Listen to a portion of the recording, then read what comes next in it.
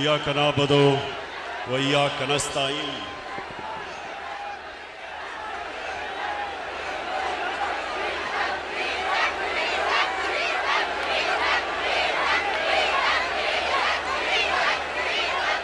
सबसे पहले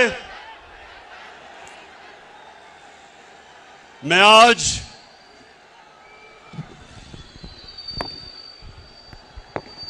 अपनी कौम का शुक्रिया अदा करता हूं।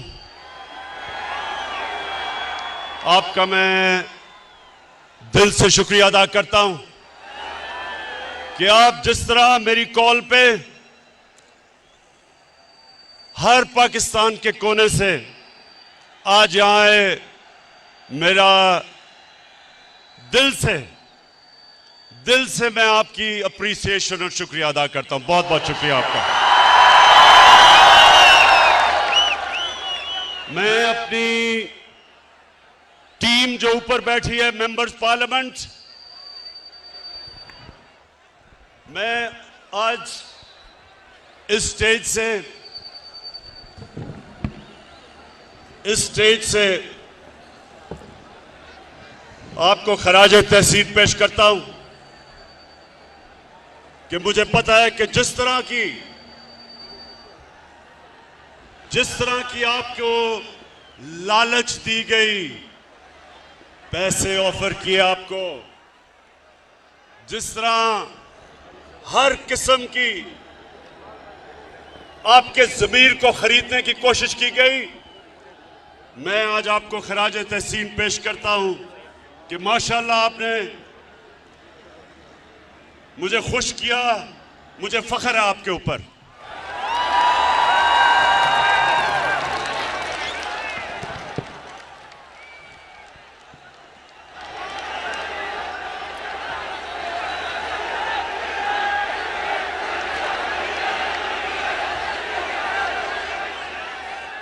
मैं थोड़ी अब खामोशी, क्योंकि मैंने आज आपसे बड़ी अहम बातें करनी है। इतना कई लोग दूर दूर से मेरे पास आए हैं, तो मैं चाहता हूं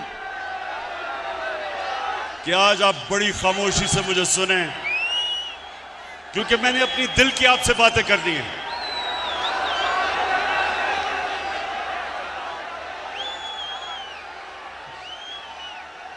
मेरे पाकिस्तानियों,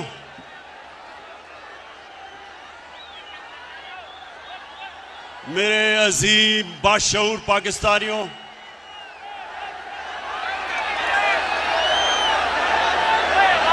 शुक्रिया, बहुत बहुत शुक्रिया। देखिए, मैंने आज आपको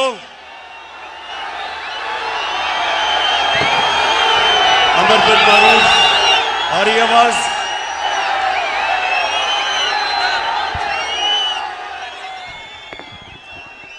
मैंने अमर बिन मारूफ पे आपको जो दावत दी, उसका क्या मतलब था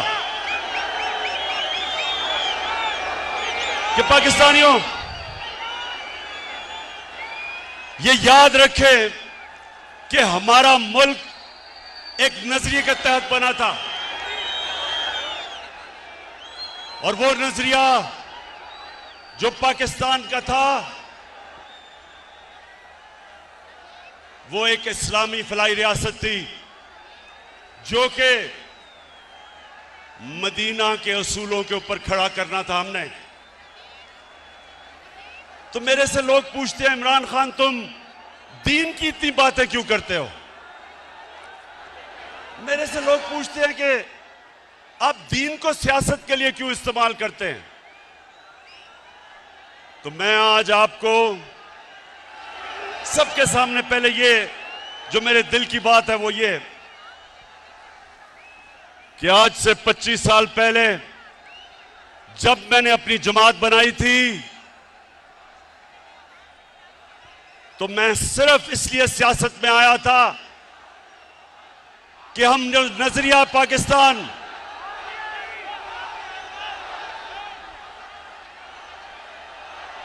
अच्छा मुझे आप पहले हाथ खड़ा करके बताएं कि आपको आवाज आ रही है।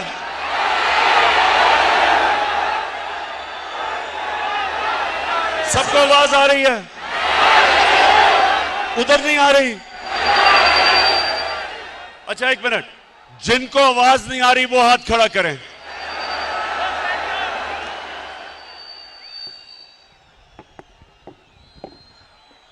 फैसल, ये चेक करो इसका क्या मसला है, वहां नहीं आ रही आवाज उनको।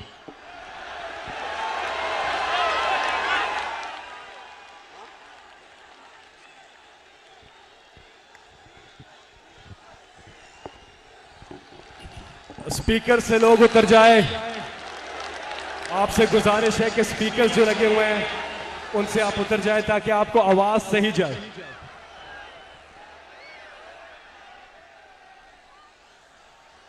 अच्छा आप चेक करो, आवाज आ रही है आपको? नहीं, जिधर आवाज नहीं आ रही उधर हाथ खड़ा करके बताएं। उधर नहीं आ रही।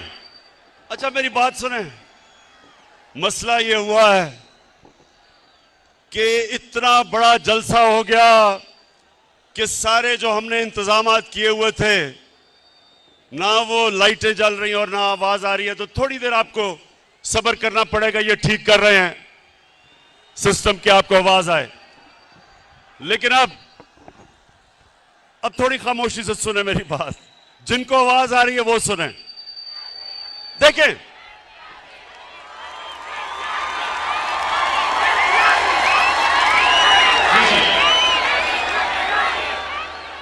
मेरे पाकिस्तानियों, जब मैंने सियासत शुरू की तो मेरा एक मकसद था कि मेरा मुल्क जिस नजरिए के तहत बना था, आ गई आवाज? हाथ खड़ा करके बताएं आवाज आ गई है? नहीं तो तुमने इतनी मेरी अहम तकरीर आज मिस कर देनी थी। अच्छा सुने, मैंने बड़ी बातें आपसे करनी है और आखिर में जो मैं बात करूंगा वो सबसे अहम है। शाह महमूद कुरैशी ने जो बात की थी कि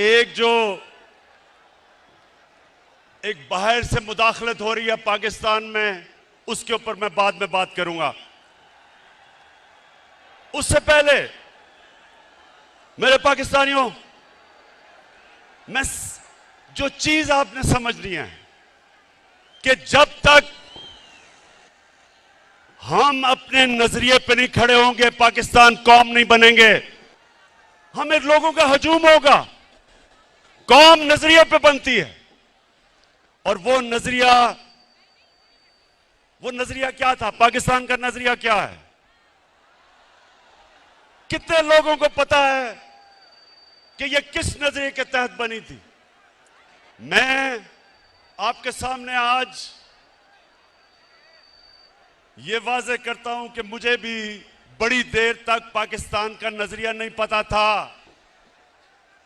मुझे पता कैसे चला?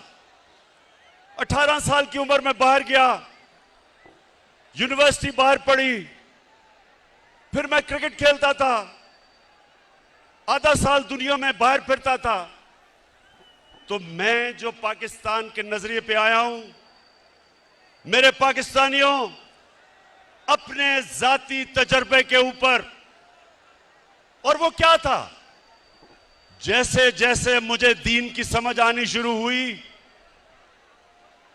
तो मुझे एक चीज मेरे जहन पे आई कि जो अल्लाह मुसलमानों को कहता है, जो हमारे नबी सल्लल्लाहु अलैहि वसल्लम ने मदीना का निजाम बनाया था, वो पाकिस्तान में तो नजर नहीं आ रहा, लेकिन वो मगरबी दुनिया में मुझे नजर आ रहा था। मुझे आहिस्ता आहिस्ता पता चला कि मोहम्मद अब्दू जो 100 साल से पहले यूरोप गए तो उन्होंने एक जुमला कहा। नौजवानों, उन्होंने जुमला ये कहा कि यूरोप में मुझे मुसलमान तो नहीं नजर आए, लेकिन बड़ा इस्लाम नजर आया। और वापस जब वो मिस्र गया तो कहता, यहां मुसलमान तो बड़े हैं लेकिन इस्लाम नहीं नजर आ रहा। तो मैंने अपने तजर्बे से जो मैंने मगरबी माशरे को समझा, तो मुझे पहली दफा समझ आया कि फलाई रियासत क्या होती है। पाकिस्तान में तो कोई फलाई रियासत नहीं थी। मैं जब पहली दफा बरतानिया गया तो पहली दफा मैंने समझा कि फलाई रियासत क्या है। बरतानिया में एक आम आदमी के लिए अस्पताल में मुफ्त इलाज, उसके बच्चे के लिए मुफ्त तालीम, वो बेरोजगार होता था तो हुकूमत पैसे देती थी, अनएम्प्लॉयमेंट बेनिफिट्स। वो अदालत में जाता था तो हुकूमत उसको वकील करके देती थी। ये पहली दफा हमने देखा। और यही मेरे नबी सल्लल्लाहु अलैहि वसल्लम ने मदीना की रियासत में दुनिया की तारीख की पहली फलाई रियासत बनाई थी, जिधर पहली दफा रियासत ने जिम्मेदारी ली थी अपने बेवों की, यतीमों की, गरीबों की, बूढ़ों की, मजदूरों की। ये पहली दफा मुसलमानों की रियासत में ये चीज आई थी। तो ये तो मैंने यूरोप में देखी, स्कैंडिनेविया में देखा कि वो किस तरह अपने गरीब तबके को ऊपर उठाते हैं। और हाल ही में चाइना में देखा कि पिछले 30 साल में चाइना ने 70 करोड़ लोगों को गुर्बत से निकाला। ये वो हमारे नबी सल्लल्लाहु अलैहि वसल्लम के जो अहकामात थे उन पे चल रहे हैं। पाकिस्तानियों, ये याद रखें कि हमारे नबी सल्लल्लाहु अलैहि वसल्लम रहमतुल आलमीन थे।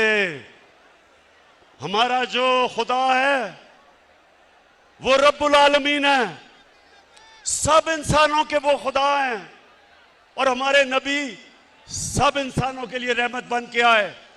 इसका मतलब क्या कि जो भी इंसानी माशरा उनके अहकामात पे चलेगा, अल्लाह की बरकत आएगी। वहां उस माशरे पे अल्लाह की नेमतें आएंगी। जब कुरान में अल्लाह कहता है कि नबी के रास्ते पे चलो, तो हमारी बेहतरी के लिए कहता है, क्योंकि जो मदीना की रियासत पे अल्लाह की नेमतें और बरकतें आई, देखते देखते एक रियासत, एक लोग जिनकी कोई हैसियत नहीं थी, दुनिया की उन्होंने इमामत की, वर्ल्ड लीडर्स बने। सदियों तक मुसलमानों ने दुनिया को लीडरशिप दी। तो वो क्या, जब आप नजरिया पाकिस्तान की बात करते हैं तो वो क्या चीजें हैं? सबसे पहले कि एक रियासत में रहम हो, एहसास हो अपने कमजोर तबके का, इंसानियत हो। तो उस रास्ते पे मेरे पाकिस्तानियों, मुझे बड़ा फख्र है कि हम निकल चुके हैं। हम वो मुल्क हैं जो किसी भी दुनिया की डेवलपिंग वर्ल्ड, जो मुल्क तरक्की कर रहे हैं, किसी मुल्क के अंदर भी यूनिवर्सल हेल्थ कवरेज नहीं है। हर हमने खानदान को हेल्थ इंश्योरेंस दी 10 लाख रुपए की।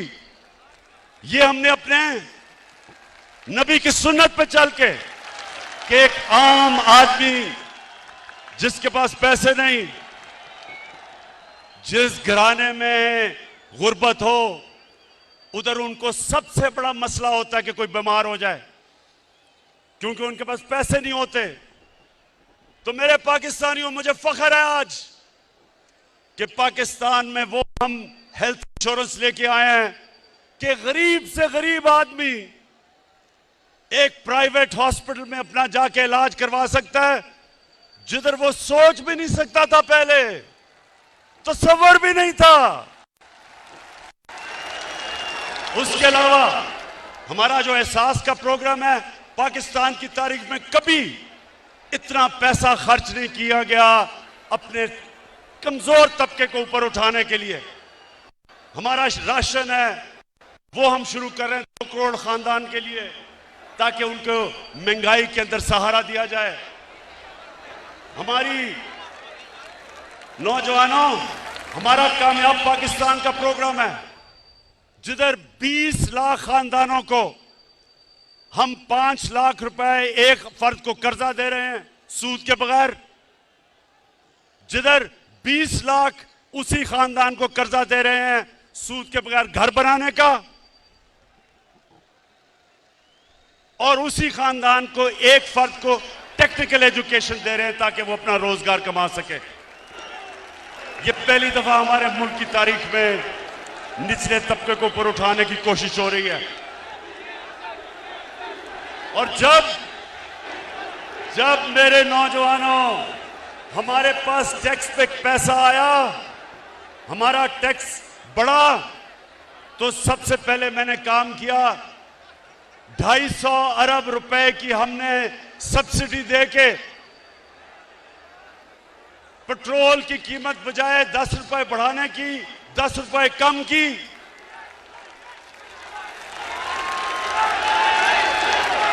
फजल रहमान की कीमत बढ़ाने 10 रुपए कम की।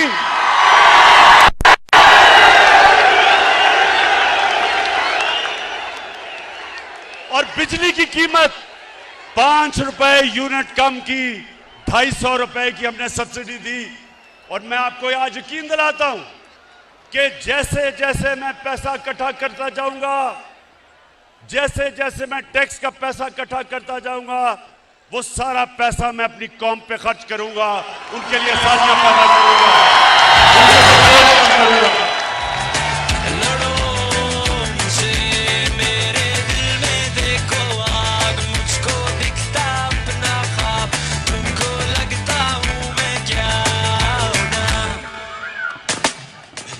माशाअल्लाह, मेरी कौम का जुनून, इस जुनून को इंशाअल्लाह हमने काबू करके पाकिस्तान को दुनिया की अजीम कौम बनाना है इंशाअल्लाह।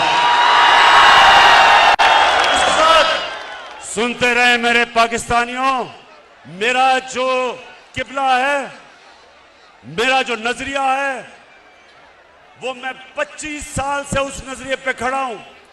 और मेरा ये ईमान है कि हमारा मुल्क सिर्फ तब तरक्की करेगा अगर वो मेरे नबी सल्लल्लाहु अलैहि वसल्लम के रास्ते पे चले, उनकी सुन्नत पे चले।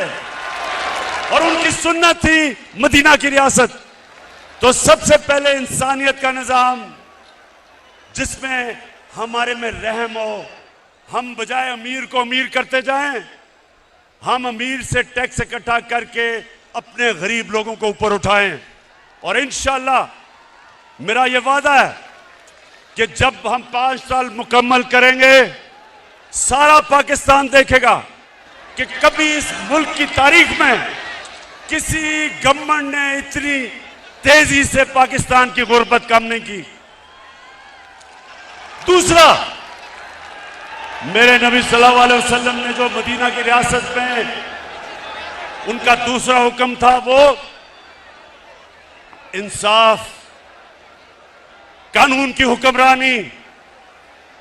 उन्होंने कहा, मेरी कौम ये सुन लो, ये आज बड़ा जरूरी आपके लिए समझना है कि मैं इनको क्यों नहीं एनआरओ देता, क्योंकि मेरे नबी का फरमान था कि तुम्हारे से पहले बड़ी कौमें तबाह हुई, जिधर छोटा चोर चोरी करता था तो उसको जेल में डाल देते थे, और जब बड़ा डाकू चोरी करता था उसको एनआरओ दे देते थे। ये मेरे पाकिस्तानियों, ये सिर्फ पाकिस्तान की बदकिस्मती नहीं, ये सारी दुनिया में डेवलपिंग वर्ल्ड, गरीब मुल्कों की सबकी ये बदकिस्मती है। कोई भी गरीब मुल्क इसलिए गरीब नहीं कि उसमें वसाइल की कमी है, वो गरीब इसलिए होता है कि उसके ताकतवर डाकुओं को उनका कानून का निजाम नहीं पकड़ सकता, जिसको व्हाइट कॉलर क्राइम कहते हैं। उनको वो नहीं पकड़ते, उनको एनआरओ देते हैं। वो बड़े डाकू जो पैसा चोरी करके गरीब मुल्कों से चोरी करके ऑफशोर अकाउंट्स, बड़े बड़े महलात, लंदन में महलात ये जो लेते हैं, ये तबाह करते हैं मुल्क को। छोटा चोर मुल्क को तबाह नहीं करता, बड़ा डाकू मुल्क को तबाह करता है। जिस तरह के ये थ्री स्टूजेस, ये तीन चूहे, ये जो इकट्ठे हुए हैं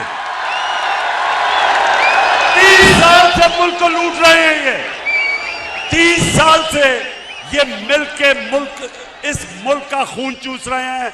इनकी अरबों अरबों डॉलर्स, रुपए की नहीं, इनकी डॉलर्स की प्रॉपर्टीज बाहर पड़ी हैं, इनके ऑफशोर बैंक अकाउंट्स हैं। और ये सारा ड्रामा हो रहा है कि किसी तरह जनरल मुशर्रफ की तरह इमरान खान घुटने टेक के इन सबको एनआरओ दे दे। ये सारा ड्रामा है। पहले दिन से ब्लैकमेल करने की कोशिश है। जब मौका मिलता है हुकूमत को गिराने की सिर्फ एक वजह से कोशिश करते हैं कि जनाब हम कोई खास अल्लाह के मखलूक हैं, हम चोरी करें, डाका मारें, इनको कोई खास ऐसी मखलूक है कि इनको सब कुछ माफ हो जाना चाहिए। और जनरल मुशर्रफ ने जो इस कौम पे जुल्म किया, इनके प्रेशर में आके अपनी कुर्सी बचाने के लिए, अपनी गवर्नमेंट बचाने के लिए उसने इस मुल्क के ऊपर जो जुर्म किया, इन चोरों को एनआरओ दिया, उसकी वजह से लूट मार हुई 10 साल। आज जो हम बोझ उठा रहे हैं, हम जो इनके लिए हुए कर्जों की किस्तें अदा करने पे जो हम बोझ उठा रहे हैं, वो सिर्फ और सिर्फ इसलिए कि जनरल मुशर्रफ ने अपनी हुकूमत बचाने के लिए इनको एनआरओ दिया। तो ये तैयार हो जाए नौजवानों, इमरान खान जो मर्जी ये कर ले, हुकूमत जाती है जाए, जान जाती है जाए, कभी इनको माफ नहीं करूंगा। जाग उठा है सारा वतन साथियों, मुजाहिदों, जाग उठा है सारा वतन साथियों, मुजाहिदों। जी, अब जो हमारे नबी सल्लल्लाहु अलैहि वसल्लम ने मदीना की रियासत में कानून की बालादस्ती कायम की थी, सुनो मेरे नौजवानों, हजरत अली रज़ी अल्लाह ताला, उनका मुकाम किधर? उनका मुकाम हमारे दिलों में, हमारे दीन में, हमारी तारीख में। वो खलीफा वक्त होते हैं। और एक यहूदी के साथ केस लगता है अदालत में, हजरत अली रज़ियल्लाहु ताला अदालत में उस यहूदी के खिलाफ केस हार जाते हैं। खलीफा वक्त केस हारता है क्योंकि काजी उनके बेटे की गवाही नहीं मानता। अब इससे क्या चीज सामने आती है? सबसे पहले कि खलीफा वक्त भी कानून के ऊपर नहीं होता। मुसलमानों का जो इंसाफ का निजाम था, हमारे नबी सल्लल्लाहु अलैहि वसल्लम ने कहा मेरी बेटी भी जुर्म करेगी तो उसको सजा मिलेगी। और एक अकलियत, माइनॉरिटी, उसको भी बराबर का शहरी, वो बराबर का शहरी था और उसको बराबर का इंसाफ, कोई फर्क नहीं किया गया इंसानों के अंदर। यह था मुसलमानों का इंसाफ। आज आप सोचें, दुनिया के अमीर तरीन मुल्क, डेवलप्ड मुल्कों में, आज आप सोचें कि क्या आज के दिन क्या कोई बाहर से, वहां की कोई अकलियत हो, हमारी बाहर से लोग हों, क्या उनको उनके वजीर आजम के सामने इंसाफ मिल सकता है? नहीं मिल सकता। आज सोचें कि किसी तरह माइनॉरिटीज को दुनिया में चले जाएं, जो मुसलमानों के दौर में मदीना की रियासत में जो माइनॉरिटीज को प्रोटेक्शन थी, जो उनके हकूक थे, आज आपको डेवलप्ड वर्ल्ड में नहीं मिलते। तो इसका मतलब क्या है कि रहमतुल लिल आलमीन सब इंसानों के लिए रहमत बन के आए थे, इंसानियत को इकट्ठा करने आए थे, तकसीम नहीं करने आए थे, नफरतें नहीं पैदा करने आए थे। और इसलिए मैं पाकिस्तान को वो मुल्क समझता हूं कि हमने भी उधर पहुंचना है। हमारी अक़लियतें बराबर के शहरी हैं, कानून के सामने वो बराबर हैं। हम वो मुल्क बनना चाहते हैं जो इंसानों को इकट्ठा करेगा। हम वो फॉरेन पॉलिसी लाना चाहते हैं जो किसी के साथ जंग में शरीक नहीं होगा, लेकिन अमन में हम सबको इकट्ठा करने के लिए तैयार हैं। हम वो, मेरे पाकिस्तानियों, हम वो पाकिस्तान बनाना चाहते हैं जिधर एक कमजोर से कमजोर आदमी को पूरी तरह हमारा इंसाफ का निजाम इंसाफ दे। और फिर ख्वातीन, हमारी यहां ख्वातीन बैठी हैं, आपको पता होना चाहिए क्या मगरब में प्रोपेगेंडा होता है कि जी मुसलमानों के माशरे में औरतों को हकूक नहीं मिलते। मगरब के अंदर औरतों को विरासत के अंदर हिस्सा 100 साल पहले मिलना शुरू हुआ, उससे पहले नहीं मिलता था। इस्लाम के अंदर कुरान और हमारी नबी सल्लल्लाहु अलैहि वसल्लम की सुन्नत 1500 साल पहले तकरीबन उन्होंने हमें, हमारी औरतों को हकूक दिए थे विरासत में। और मुझे अफसोस से कहना पड़ता है कि तकरीबन 70% औरतों को पाकिस्तान में विरासत में हकूक नहीं मिलते। इसलिए हम कानून लेके आए हैं, हमने अब कानून लेके आए हैं कि औरतों को रियासत, उनकी विरासत के अंदर, उनकी इनहेरिटेंस के अंदर जबरदस्ती उनको पूरा उनका हक दिलवाएगी। गुलाम, जब नबी सल्लल्लाहु अलैहि वसल्लम ने मदीना की रियासत संभाली तो गुलामों के कोई हुकूक नहीं थे। उन्होंने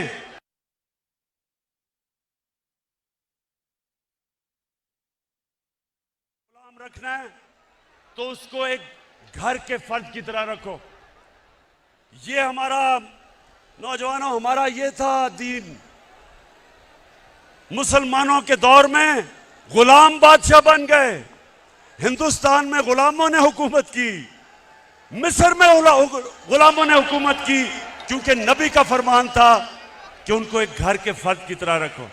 तो मेरे पाकिस्तानियों, मुझे बड़ा अफसोस होता है जो मैं मदीना की रियासत जिस तरफ हम सफर पर निकले हुए हैं, मैं ये चाहता हूं कि हम घर के मुलाजमों को, उनको भी उसी तरह रखें, उनको भी अच्छा खाना दें, उनके भी हुकूक रखें, वो भी इंसान है।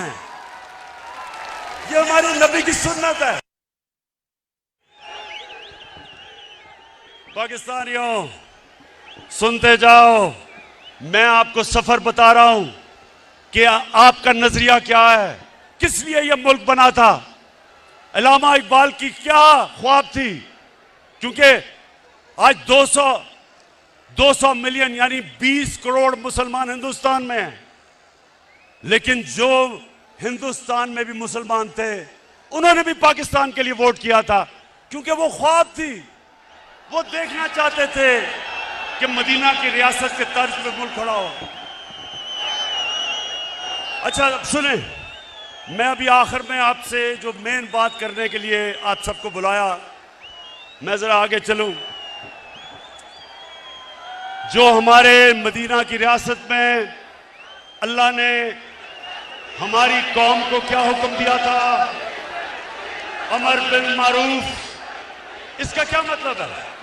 इसका मतलब ये कि एक कौम के ऊपर लाजमी कर दिया कि आप जब भी आप देखें कि कोई बदी है, बुराई है, कौम की जिम्मेदारी लगाई कि आप उस बदी और बुराई के खिलाफ जिहाद करें, अच्छाई के साथ खड़े हों, क्योंकि ये कौम को जिंदा रखती है।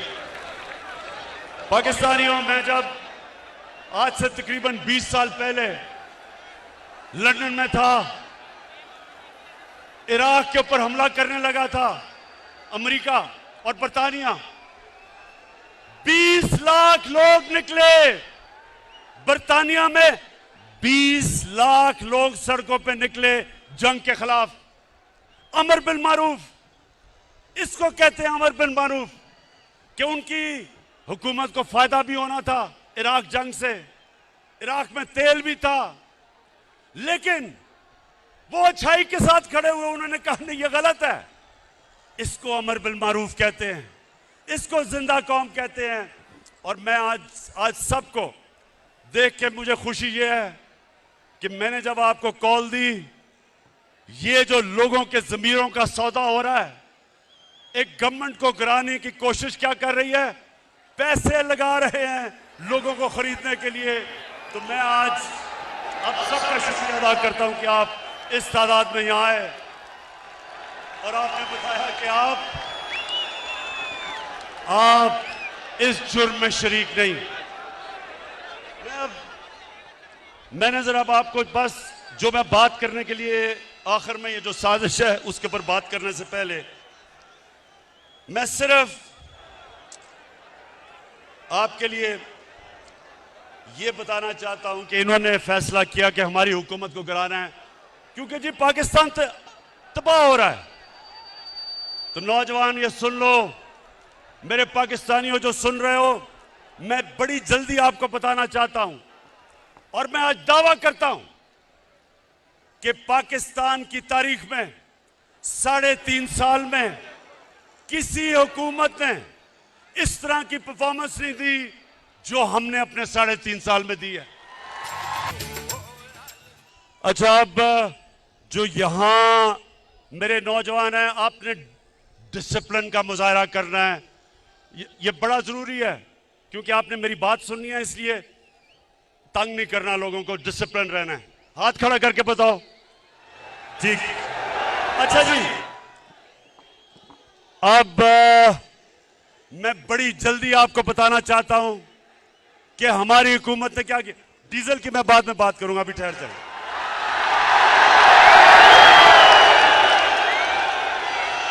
डीजल की कीमतें, शुक्र करें, 10 रुपए कम किए डीजल की कीमत।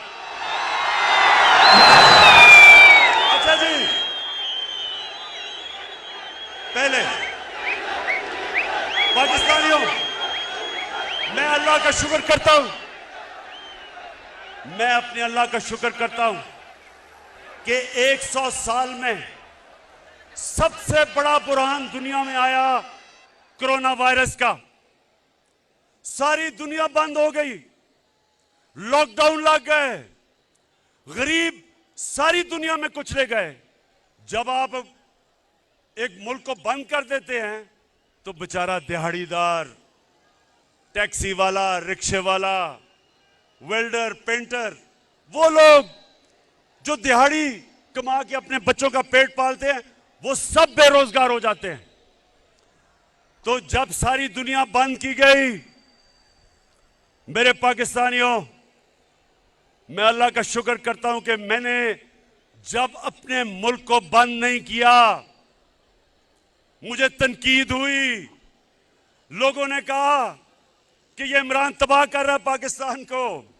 सिंध की हुकूमत उन्होंने बंद कर दिया, मेरी बात नहीं मानी। लेकिन आज जो सबसे बड़ा क्राइसिस था दुनिया का, मैं आज फख्र से अपनी कौम के सामने खड़ा हूं और सारी दुनिया ने तस्लीम किया कि जो पाकिस्तान ने कदम उठाए, सारी दुनिया तस्लीम करती है कि अपनी कौम को भी बचाया, कोरोना से बचाया, अपनी माइशत को बचाया, अपने गरीबों को बचाया।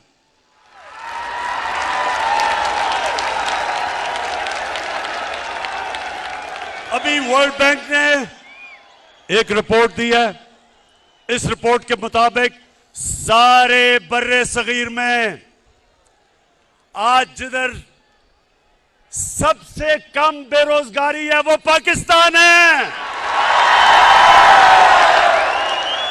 क्योंकि जो उस वक्त हमने कदम उठाए और ये जो थ्री स्टूजेस वाली ऑपोजिशन है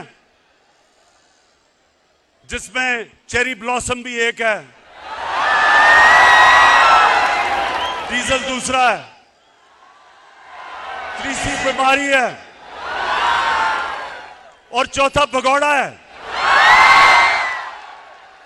इन सारों ने मेरी तनकीद की और मैं अपने अल्लाह का शुक्र करता हूं कि उसने मेरे मुल्क को निकाला उसमें से। और मैं उस दौरान जब सारी दुनिया की माइशत तबाह हो रही थी, पाकिस्तान वो मुल्क है जिसने 5.6% के ऊपर हमारी माइशत ने तरक्की की, जो सारे दंग रह गए, ऑपोजिशन दंग रह गई। अल्लाह का शुक्र अदा करता हूं। तो हमने क्या किया उस दौरान जब दुनिया मुश्किल में थी? पाकिस्तान की एक्सपोर्ट्स रिकॉर्ड, हमारी मुल्क की तारीख में सबसे ज्यादा एक्सपोर्ट्स पाकिस्तान ने की। हमने पाकिस्तान की तारीख में सबसे ज्यादा टैक्स इकट्ठा किया। हमने अपने बैरून मुल्क पाकिस्तानियों को उनको इंसेंटिव्स दिए और सबसे ज्यादा पाकिस्तान की तारीख में उन्होंने डॉलर्स पाकिस्तान में भेजे, रिमिटेंसेस पाकिस्तान में भेजी। हमारी कंस्ट्रक्शन इंडस्ट्री, आज जरा पूछें कंस्ट्रक्शन इंडस्ट्री के लोगों में कि जो हमने उनके लिए आसानियां पैदा की, आज हमारी कंस्ट्रक्शन इंडस्ट्री में 1500 अरब रुपए का मजीद वेल्थ क्रिएशन हुई। कंस्ट्रक्शन इंडस्ट्री के साथ 30 इंडस्ट्री चली, इसलिए हमारे मुल्क में बेरोजगारी नहीं हुई जो सारी दुनिया में कोरोना की वजह से हुई। हमारा जो ज़राअत थी, नौजवानों ये सुनते रहो, क्योंकि 60% पाकिस्तान ज़राअत के ऊपर रहता है, देहात में रहता है। आज आप अपने किसानों से पूछो कि इस मुल्क की तारीख में सबसे ज्यादा पैसा ज़राअत में गया। 5 फसलें पाकिस्तान की तारीख में सबसे रिकॉर्ड फसलें हुई। गंदम रिकॉर्ड, गंदम की फसल रिकॉर्ड, चावल की फसल रिकॉर्ड, मकई की फसल रिकॉर्ड, चावल की फसल रिकॉर्ड, और अभी ये आलू की फसल आई है वो भी रिकॉर्ड तोड़ गई है माशाल्लाह। ये क्यों हुआ? क्योंकि हमने किसानों की मदद की। हमें जो पहले शुगर मिल माफिया किसानों को पैसे नहीं देता था, पूरी तरह कटौती करता था, उनको देर तक, साल तक पैसे नहीं देता था, हमने किसानों के साथ खड़े हुए, हमने अपने किसानों को खड़ा किया, हमने उनको प्रोटेक्ट किया, हमने हुकूक दिलवाए, किसान को पैसा दिलवाया, उसने अपनी जमीन पे पैसा लगाया, जमीन में जब पैसा लगा तो पैदावार बढ़ी, पाकिस्तान का फायदा हुआ। तो मुझे बड़ा फख्र है अपने किसानों पे। और फिर नौजवानों, इंडस्ट्री, आज पाकिस्तान की इंडस्ट्री तेजी से बढ़ रही है। हमारी टेक्सटाइल इंडस्ट्री, आज मजदूर नहीं मिलते टेक्सटाइल फैक्ट्रियों को, क्योंकि वो हमारी इंडस्ट्री चल रही है, रिकॉर्ड एक्सपोर्ट कर रही है, मुल्क आगे बढ़ रहा है, इंडस्ट्रियलाइजेशन की तरफ जा रहा है। नया पैकेज दिया हमने स्मॉल और मीडियम इंडस्ट्री को। आपको चेंबर ऑफ कॉमर्स वाले लोग बताएंगे कि पहली दफा एक हुकूमत अपनी इंडस्ट्री को पूरी तरह अपनी इंडस्ट्रीज के साथ खड़ी है, ताकि जब इंडस्ट्री बढ़ेगी, रोजगार बढ़ेगा, मुल्क में पैसा बढ़ेगा, टैक्स बढ़ेगा, और जब टैक्स बढ़ेगा तो मैं अपनी कौम के ऊपर खर्च करूंगा, आसानियां पैदा करूंगा अपनी कौम की। फिर नौजवानों, ये तैयार हो जाओ। पहली दफा पाकिस्तान में तनख्वाहदार लोगों के लिए, जिनके पास कभी भी पैसा नहीं था अपना घर खरीदने के लिए, हमने पहली दफा पाकिस्तान के बैंकों के साथ मिलकर 30 अरब रुपया उनको सब्सिडी दी। आज पहली दफा बैंक कर्जे दे रहे हैं छोटे लोगों को। जो तनख्वाहदार लोग थे, जो बेचारे किराए के घरों में रहते थे, हमने बैंकों को पैसा दिया, बैंक कर्जे दे रहे हैं। जो आदमी या जो एक खानदान किराए के घर में रहता था, अब उसी किराए पे वो बैंक को किस्तें देगा और वो घर उसका अपना हो जाएगा, अपनी छत होगी। रोटी कपड़ा मकान का किसका नारा था, और मेरे अल्लाह का शुक्र है कि वो काम किससे ले रहा है। फिर तैयार हो जाओ। ये कहते हैं ना कि इस गवर्नमेंट ने किया कुछ नहीं। मैं चैलेंज करता हूं, 30 साल से ये हुकूमत कर रहे हैं, मुझे चैलेंज हो, मैं इनको करता हूं कि आप बताएं कि आपने मुल्क के पानी, जो बहुत बड़ा मसला बनता जा रहा है मुल्क का, शहरों के अंदर पानी नहीं है, लाहौर के अंदर पानी नीचे चला गया, कराची में टैंकर माफिया है, आज पिंडी में पानी कम है। क्या किया इन्होंने? मैं बताता हूं हमने क्या किया। पहली दफा 50 साल के बाद पाकिस्तान में बड़ी डैम्स बन रही हैं। 50 साल के बाद मेरे पाकिस्तानियों, हमने डैम्स बनाई हैं, और इंशाअल्लाह पेशावर के लोगों को तो अभी मैं खुशखबरी देता हूं कि 2025 में ममान डैम बनेगी, और ममान डैम से सारे पेशावर को पानी भी मिलेगा। बड़ा इलाका ज़राअत के लिए, किसानों के लिए ज़राअत में फसलें उगाने के लिए आ जाएगा, और बिजली भी बनेगी, और सबसे सस्ती बिजली बनेगी। उसके बाद बड़ी डैम दासू डैम बनेगी 2027 में। और नौजवानों, खुशखबरी ये है कि 2028 में जो पाकिस्तान ने दुनिया के अंदर बड़ी डैम समझी जाती है, वो बादशाह डैम बनेगी 2028 में, टाइम पे चल रही है। इससे क्या होगा? इससे मेरे पाकिस्तानियों, हमारे पास दुगना पानी हो जाएगा रिजर्व्स में। हमारा पानी जो हमारी डैमों में दुगना होगा, इसका मतलब काश के लिए हमारे पास पानी दुगना हो जाएगा। इसका मतलब शहरों में हम पानी दे सकेंगे। ये जो पानी के मसले आ रहे हैं आगे, इससे इंशाअल्लाह पाकिस्तान की दौलत में इजाफा होगा।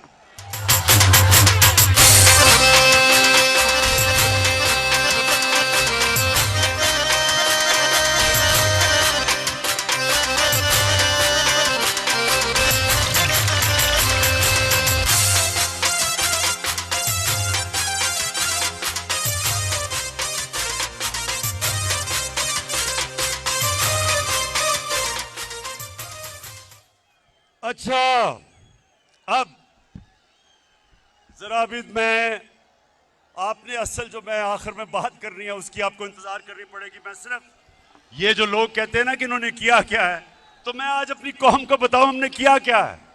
मैं अपने मीडिया के लोगों को कहना चाहता हूं कि जब आप शाम को अपने टीवी शोज करते हैं, मैं एंकर्स को कहता हूं, खुदा के वास्ते कोई माइशत के माहिरों को बुला लें और उनको बैठ के कम से कम मुआवजा करें कि पहले मुल्क से क्या होता था और हमने 3.5 साल में मुल्क के लिए क्या किया है।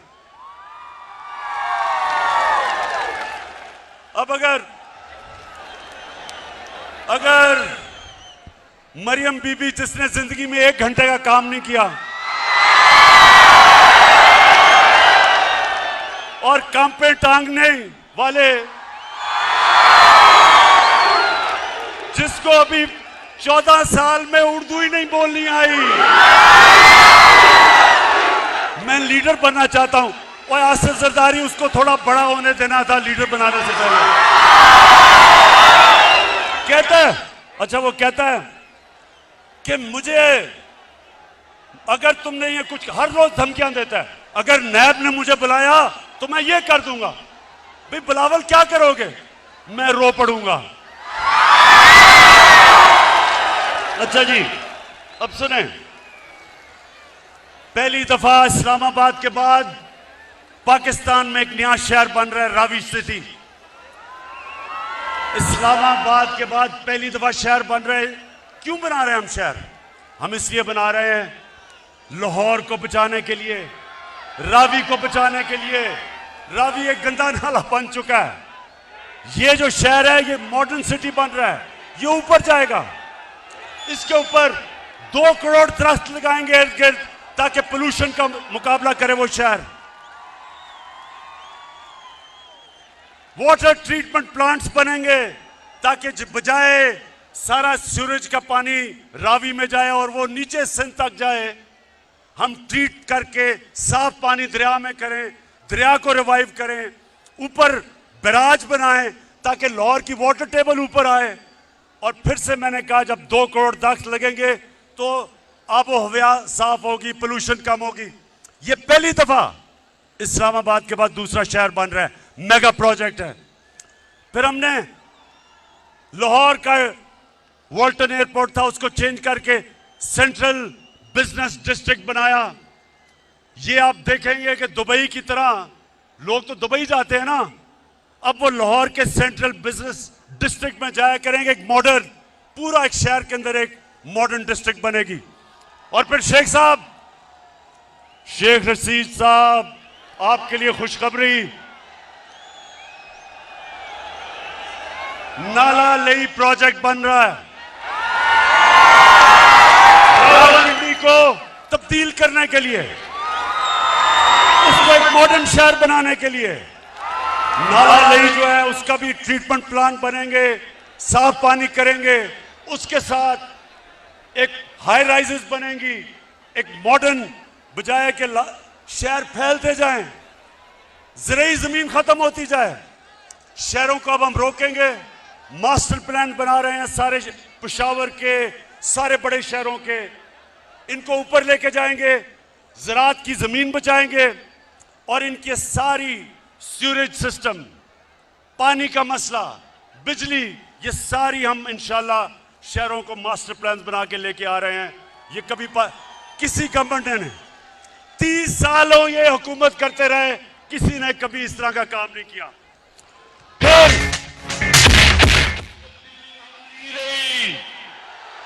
तब्दीली आ गई।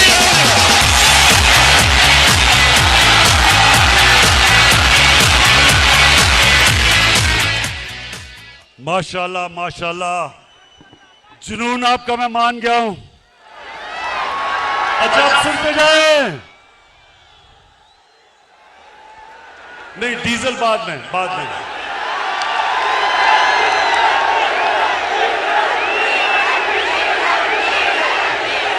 अच्छा सुने,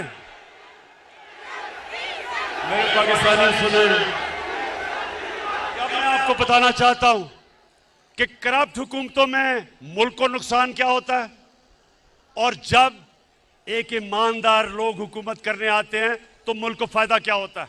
अब सुने जरा, खामोशी से सुनना है, डीजल की बाद में बात करेंगे।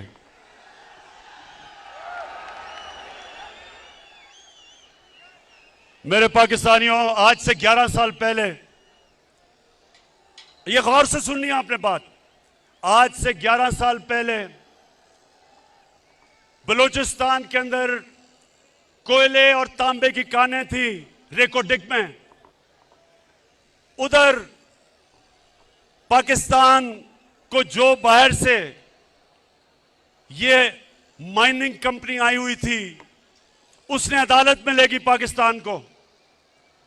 और हमें चंद साल पहले, जरा गौर से सुनेंगे, 2000 अरब रुपए का जुर्माना हुआ। इंटरनेशनल अदालत में पाकिस्तान को 2000 अरब रुपए का जुर्माना हुआ। आप ये सोचें कि सारे पख्तूनख्वा का जो डेवलपमेंट फंड है वो 200 अरब रुपया है, तो 2000 अरब रुपया पाकिस्तान को जो जुर्माना हुआ, ये मेरी हुकूमत है। इन दोनों की हुकूमतें आई और गई, कुछ नहीं कर सके।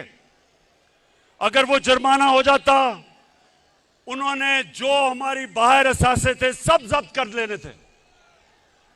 मुझे बड़े फख्र से और मैं आज अपनी टीम को खराज तहसीन पेश करता हूं। मेरी जबरदस्त टीम ने जाके 3 साल मुसलसल हमने नेगोशिएशन की और मैं आज फख्र से अपनी कौम के सामने खड़ा होकर कहता हूं कि हमने तो 2000 अरब का हर्जाना वो जो जुर्माना भी खत्म किया और उसी माइनिंग कंपनी को पाकिस्तान वापस लेके आए और वो 9 अरब डॉलर की इन्वेस्टमेंट कर रही है पाकिस्तान में। पाकिस्तान की तारीख की मेरे पाकिस्तानियों सबसे बड़ी बैरून मुल्क की इन्वेस्टमेंट 9 अरब डॉलर की हो रही है पाकिस्तान में। सबसे पहले तो मैं बलूचिस्तान के लोगों, आज मैं आपके लिए इतना खुश हूं क्योंकि इसका ज्यादा पैसा आपके पास जाएगा। बलूचिस्तान पीछे रह गया है। मेरी पूरी कोशिश है कि बलूचिस्तान के लोगों को हम उठाएं, तो ये जो हमने मुआहदा किया है सबसे ज्यादा फायदा बलूचिस्तान के लोगों को होगा। उसके बाद जो हमारा मसला, जो हमारे रुपए पे प्रेशर रहता है, इसकी वजह से फॉरेन एक्सचेंज आएगा पाकिस्तान में और इंशाल्लाह हमारा रुपया भी आगे मजबूत होगा। हमें जो IMF के पास जाना पड़ता है, हर हमेशा डॉलर कम हो जाते हैं। इंशाल्लाह ये जब कानें काम करनी शुरू करेंगी सोने की और तांबे की, और ये आपको हैरत होगी पाकिस्तानियों, आपको अंदाजा नहीं है कितना अमीर मुल्क है।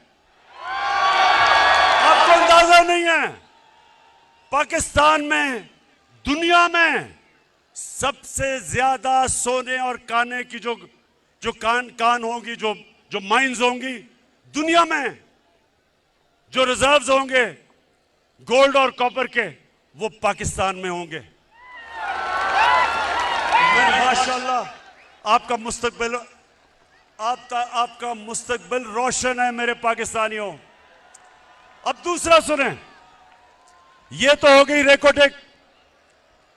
एक और हुआ था, आपको याद होगा, एक रेंटल पावर्स पीपल्स पार्टी के दौर में बहुत बड़ी करप्शन हुई थी रेंटल पावर की। फिर पाकिस्तान के ऊपर जुर्माना हो गया इंटरनेशनल कोर्ट में। 200 अरब रुपए का हमारे मुल्क को जुर्माना हुआ, 200 अरब रुपए का। तुर्की की कंपनी थी, पाकिस्तान को उसको 200 अरब रुपए देने थे। पाकिस्तानियों, मैंने सदर अर्दोगान से बात की और उसने बैठ के हमने वो 200 अरब रुपए का जुर्माना खत्म किया। चलो चलो इमरान के साथ, चलो चलो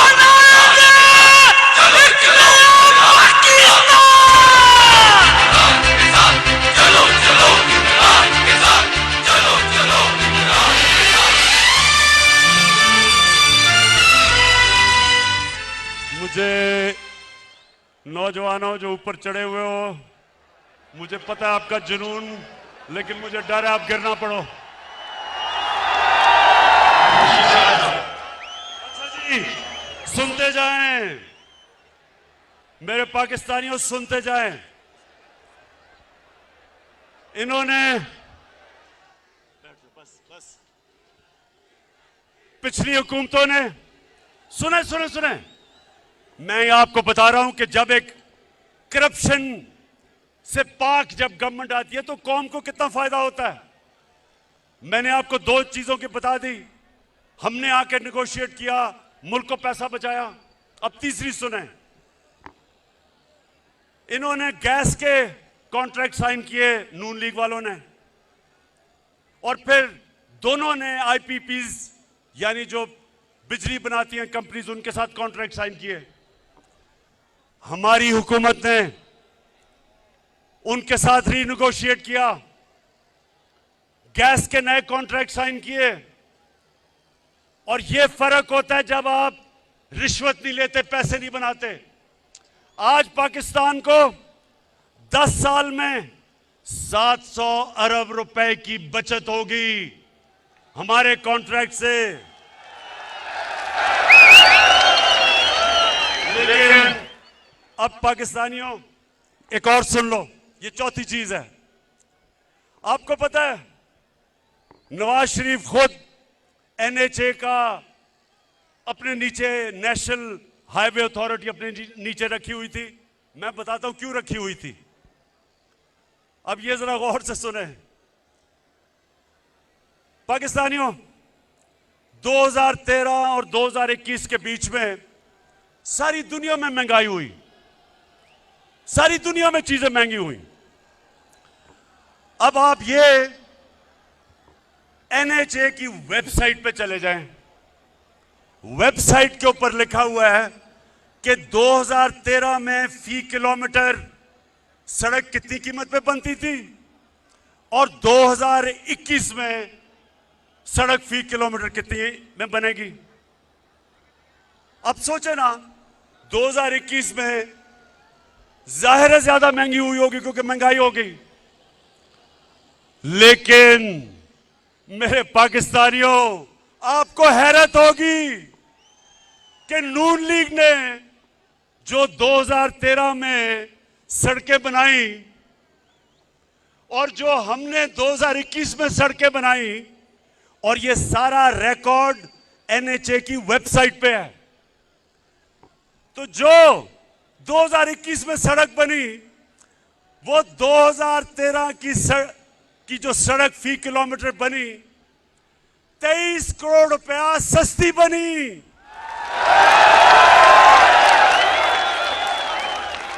मुराद से ही आज मैं आपको खराज तहसीन पेश करता हूं। एनएचए इनके नीचे है। इसने जब मुराद ने मुझे शुरू में बताया तो मैं मानू ना कि ये कैसे हो गया। फिर मैंने इसकी बात नहीं मानी। फिर मुझे एक दोस्त मिलने आया, वो कहता मेरा एक बिल्डिंग प्रोजेक्ट है। तो मैं जब बिल्डिंग प्रोजेक्ट पे गया तो जो कॉन्ट्रैक्टर था वो मुझे कहता कि जी हमें 2021 के नहीं, हमें 2013 के रेट चाहिए हैं। वो कहता, मैं बड़ा हैरान हो गया कि 2013 के रेट। पता चला कि 2013 में ये करप्शन की, जो करप्शन जिन्होंने इस मुल्क में सबसे ज्यादा शुरू की, नून लीग, 2013 में 23 करोड़ रुपया फी किलोमीटर इनकी सड़क ज्यादा महंगी थी। इसका मतलब हमने कैलकुलेट किया। अब पाकिस्तानियों ये सुनो कि चोरी किस तरह ये मुल्क लूटा गया है। हमने कैलकुलेट किया कि जिस रेट पे इन्होंने सड़कें बनाई, इन्होंने 1000 अरब रुपए की चोरी की मुल्क से, 1000 अरब रुपए की।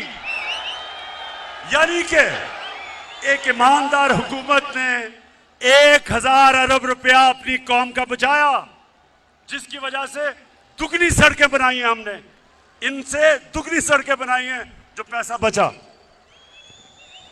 मैं आने लगा हूं बस आखिरी बात जो मैं असल जिसलिए आपको बुलाया था।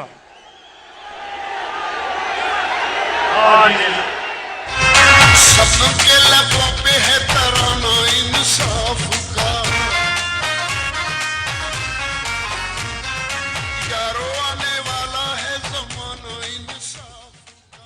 मैं सिर्फ दो आने वाली नस्लों के लिए दो चीजें, मुझे पूछो, मैं इनसे पूछता हूं, 30 साल से आप हुकूमत में थे, कभी आपने सोचा अपनी आने वाली नस्लों का? ये पहली हुकूमत है जिसने क्लाइमेट चेंज की बात की, जिसने पाकिस्तान में दरख्त उगाने की बात की, जिसने पाकिस्तान में सबसे पहले 1 अरब दरख्त उगाए पख्तूनख्वा में 2013 और 18 के बीच में, और आज हम 10 अरब इंशाल्लाह अपने मुल्क में दरख्त उगा के अपने आने वाली नस्लों के लिए एक बेहतर पाकिस्तान इंशाल्लाह छोड़ के जाएंगे।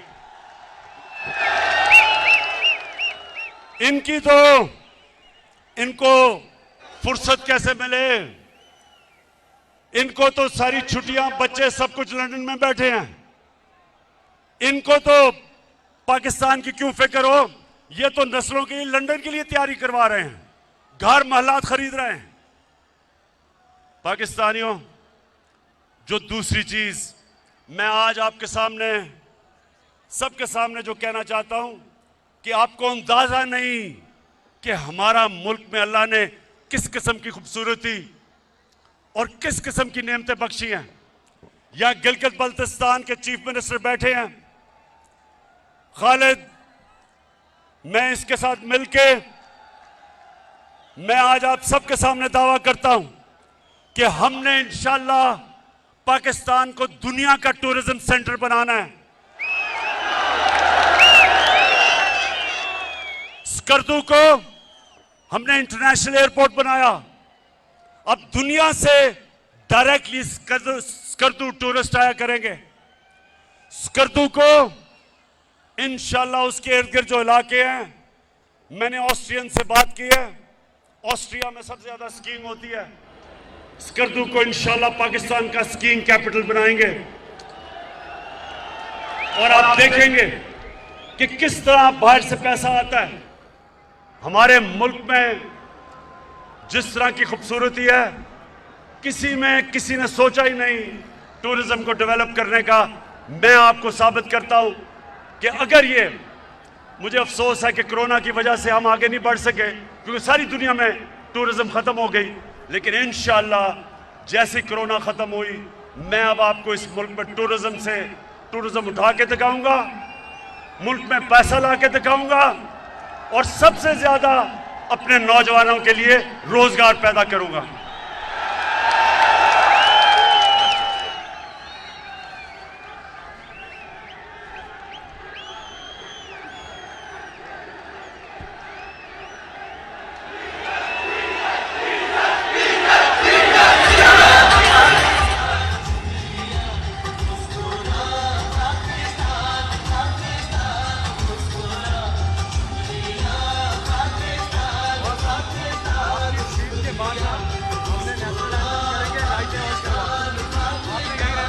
बैठ जाओ और क्या, बस उसके बाद अल्लाह करेंगे। अल्लाह। अच्छा मेरे पाकिस्तानियों, मैंने जिस असल वजह से आपको यहां बुलाया था, अब मैं उस बातों पे आने लगा हूं। लेकिन नौजवानों, आप सामने खड़े हैं, ये आपने बड़ी खामोशी से सुनना है। ये मैं सीरियस बात करने लगा हूं। मैं अपने मुल्क के मुस्तकबिल की बात करने लगा हूं। मैं जो ये साजिश हुई है और ये जो हो रही है, इसके ऊपर बात करने लगा हूं। तो मैं चाहता हूं कि बड़ा सीरियसली आप मेरी बात सुनेंगे। मैं सबसे पहले आपको ये बता दूं, नौजवानों, आप खुशकिस्मत हो, आपके तो माँ बाप भी एक आजाद मुल्क में पैदा हुए थे। मेरे माँ बाप एक गुलाम हिंदुस्तान में पैदा हुए थे और मैं पहला हम जनरेशन थी जो एक आजाद पाकिस्तान में पैदा हुए थे। मेरे माँ बाप ने अपनी तौर पे तहरीके पाकिस्तान की जो आज़ादी की स्ट्रगल थी, दोनों ने शिरकत की। और जब मैं बड़ा हो रहा था तो हमेशा उन्होंने मुझे एक बात याद करवाई। उन्होंने ये कहा कि तुम्हें नहीं पता तुम कितने खुशकिस्मत हो कि तुम एक आजाद मुल्क में पैदा हुए हो। मेरे पाकिस्तान के रहने वाले, अगर आपने इस चीज को समझना है तो बैरून मुल्क पाकिस्तानियों से पूछें क्यों वो अपने मुल्क के लिए तरसते हैं, क्यों वो आज सारे तहरीक इंसाफ के साथ खड़े हैं, क्यों खड़े हैं? क्योंकि जब वो बाहर किसी पराए मुल्क में रोजी कमाने जाते हैं तो उनको सबसे ज्यादा कदर होती है कि अपने मुल्क में रहना कितनी बड़ी अल्लाह की नेमत है। एक आजाद मुल्क में रहना कितनी बड़ी अल्लाह की नेमत है। तो मैं जब अपनी पॉलिटिक्स शुरू की थी 25 साल पहले, तो मैंने अपना नस्बुल ऐन अपनी जमात का नौजवानों इय्याका नअबुदु व इय्याका नस्तईन क्यों रखा था? इसलिए रखा था कि अल्लाह तेरी इबादत करता हूं और तेरे से मदद मांगता हूं और किसी के सामने नहीं झुकता।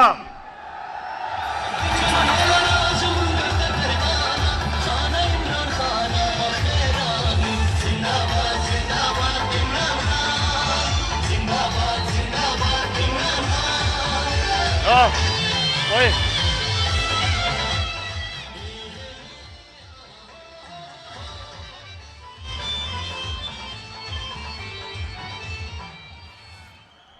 ला इलाहा इल्लल्लाह। पाकिस्तान जब बन रहा था तो नारा था कि पाकिस्तान का मतलब क्या?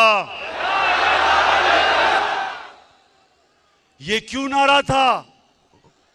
ये नारा एक गैरतमंद कौम का था कि अल्लाह तेरे सिवा कोई खुदा नहीं, ला इलाहा इल्लल्लाह इंसान को गैरत देता है। मेरे पाकिस्तानियों, ये याद रखना कि सारी दुनिया उस इंसान की इज्जत करती है जो अपनी इज्जत करता है। बेगैरत आदमी की कोई इज्जत नहीं करता। अरबों रुपए कमा लो, अरबोपति हो जाओ, जब तक अरबों रुपए, अरबोपति, लेकिन जो इंसान के सामने झुकता है कोई इंसान उसकी इज्जत नहीं करता। तो मेरे पाकिस्तानियों, क्योंकि मैं आज आपके दिल की बातें कर रहा हूं, मुझे पॉलिटिक्स में आने की कई वजूहात थी। एक के मुझे पता था, मैंने सारी दुनिया में देखा कि जो अल्लाह ने हमें हुक्म दिया था कुरान में कि नबी की सुन्नत पे चलो, तो नबी की सुन्नत पे तो वो गैर चल रहे हैं, मगरबी लोग चल रहे हैं, वो आगे निकल गए हैं। और मुसलमानों का हाल देखो। इकबाल ने शिकवा और जवाब शिकवा क्या लिखा था कि हम एक वक्त उरूज पे थे, शिकवा किया कि अल्लाह हम जमीन पे कैसे आ गए। फिर जवाब शिकवा में बताया कि जब आप उरूज पे थे तो आप मोहम्मद सल्लल्लाहु अलैहि वसल्लम की सुन्नत पे चलते थे।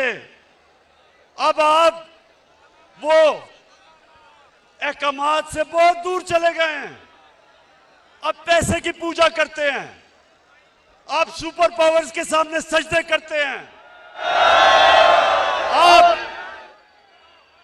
आप फॉरेन एड लेके और अपने मुल्क में बमबारी करवाते हैं, ड्रोन अटैक्स करवाते हैं। कैसे अल्लाह की बरकत उन लोगों के ऊपर आए? अल्लाह ने तो बड़ा वाज़ेह कह दिया है कि अगर तुमने एक अजीम कौम बने हैं तो मेरे हबीब के रास्ते पे चलो, जो कि रियासत मदीना था। तो पाकिस्तानियों, मैं उन दिनों में क्रिकेट खेलता था और मैंने जब क्रिकेट शुरू की तो जो हमारे खिलाड़ी होते थे उनको बड़ा एहसास कमतरी थी अंग्रेजों की। तो हम जब मैच में जाते थे, पहले से ही हमारी टीम हारी हुई होती थी कि जी हम अंग्रेज को तो हरा ही नहीं सकते, पहले से हार माने हुए होते थे। और जब हमने जीतना शुरू किया, हमारी टीमें इतनी कमजोर नहीं थी, इतनी ताकतवर नहीं थी। टीमें हमारी 70 की दहाई में ज्यादा ताकतवर थी, लेकिन 80 की दहाई में पाकिस्तान ने सारी दुनिया में जाके जीता। क्योंकि हमारे अंदर इत्मीनान आ गया, हमारे अंदर जो एहसास से कमतरी थी अंग्रेजों की वो खत्म हो गई। हम जब कदम रखते थे ग्राउंड पे तो हम ये समझते थे कि कोई हमें हरा नहीं सकता। इस इत्मीनान की वजह से हम ऊपर आए। तो मैंने जब अपने मुल्क को देखा, हमारे मुल्क में मुझे कभी नहीं भूलता, शायद आपको बड़ेों को याद हो, एक रमजी यूसुफ एक आदमी था, अमेरिकनों ने कहा हमें 90 की दिहाई में हमने कोई कानून के मुताबिक चले बगैर हमने उसको अमेरिका के हवाले कर दिया। अब ये सुने हुआ क्या मेरे पाकिस्तानियों, ये सुने क्या हुआ। अदालत में वो जाता है, रमजी यूसुफ, उसका वकील जज के सामने क्या कहता है ये जरा सुनो। जज के सामने कहता, जज ने कहा कि इसको सजा होनी चाहिए, इसको तो पाकिस्तान की हुकूमत ने भेज दिया हमारे पास, पाकिस्तान की हुकूमत समझती है कि इसको सजा होनी चाहिए। तो पाकिस्तानियों वो रमजी यूसुफ का वकील अदालत में खड़े होकर कहता कि पाकिस्तानी डॉलरों के लिए अपनी मां बेच सकते हैं। मुझे ये कभी नहीं भूलता। मुझे शर्म ये आई कि मेरी कौम गैरतमंद है, लेकिन जो इसके लीडर हैं वो बेगैरत है। जो मुल्क के लीडर सरबरा अपने लोगों के साथ नहीं खड़ा हो सकता, उनके हुकूक की हिफाजत नहीं कर सकता, सुपर पावर से एड की लालच में घुटने टेक देता है, याद रखें वो मुल्क कभी तरक्की नहीं कर सकता। खुददार कौमें ऊपर जाती हैं, भीख मांगने वाली और कर्जे मांगने वाली कभी कौमें तरक्की नहीं करती। तो मैं जब पाकिस्तान में मैंने सियासत शुरू की, मैंने तब एक बात कही थी कि क्योंकि मेरे दिल में ला इलाहा इल्लल्लाह है, मैं कभी किसी के सामने नहीं झुका और मैं कभी अपनी कौम को किसी के सामने नहीं झुकने दूंगा।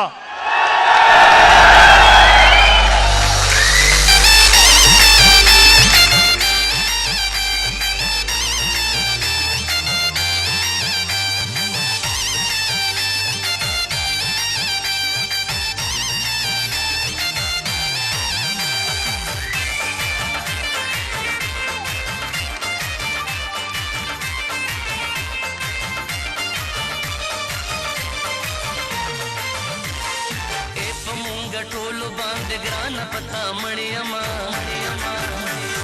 ए पमुंगा टोलो बांध ग्राना पता मणियमा। माशाल्लाह माशाल्लाह, मेरी कौम का बड़ा स्टेमिना है।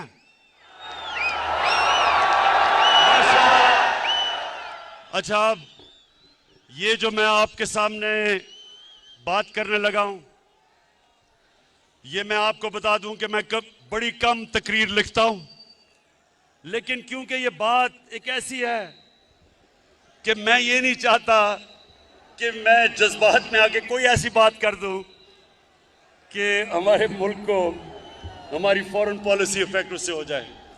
तो इसलिए मैं जिम्मेदार होके बड़ा ये तकरीर लिखी और मैं आपको एक एक जुमला बताता हूं। अब जरा आपने गौर से सुनना है। हमारे मुल्क को हमारे पुराने लीडर्स की करतूतों के हाथों धमकियां मिलती रहीं। सुनते रहे, हमारे मुल्क को हमारे पुराने लीडर्स की करतूतों की वजह से धमकियां मिलती रहीं। ये सुने अगला, हमारे मुल्क में मुल्क के अंदर मौजूद लोगों की मदद से हुकूमतें तब्दील की जाती रहीं। समझ गए? अपने लोगों की मदद से हुकूमतों को तब्दील किया। भुट्टो, जुल्फिकार अली भुट्टो,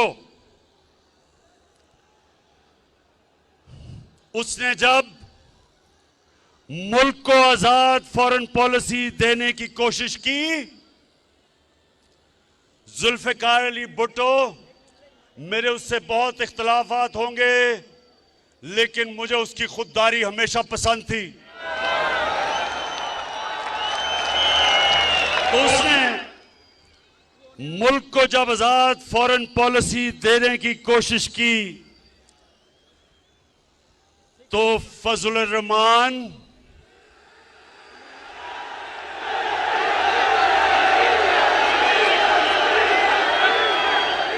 और भगोड़ू नवाज शरीफ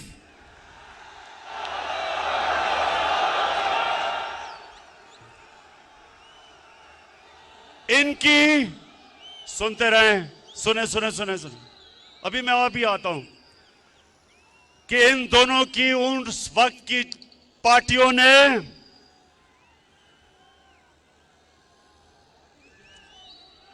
जुल्फिकार अली भुट्टो के खिलाफ तहरीक चलाई,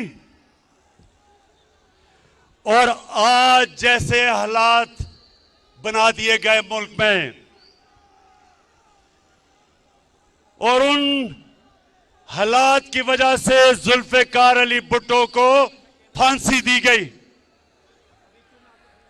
गौर से सुने एक एक बात जो मैं आपके सामने रख रहा हूं।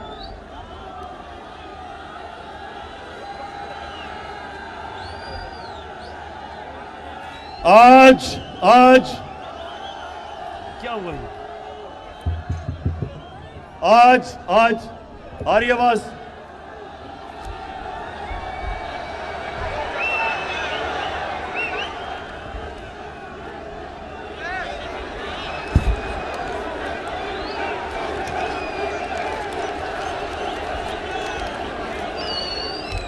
ये स्पीकर से लोगों को उतार दीजिए प्लीज।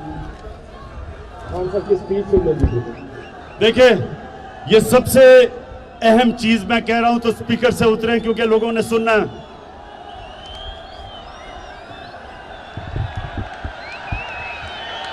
अच्छा, आवाज आ रही है?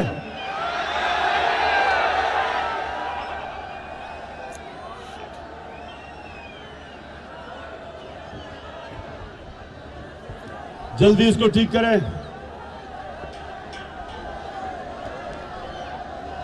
स्पीकर से उतरो, उन्हें आवाज नहीं आ रही।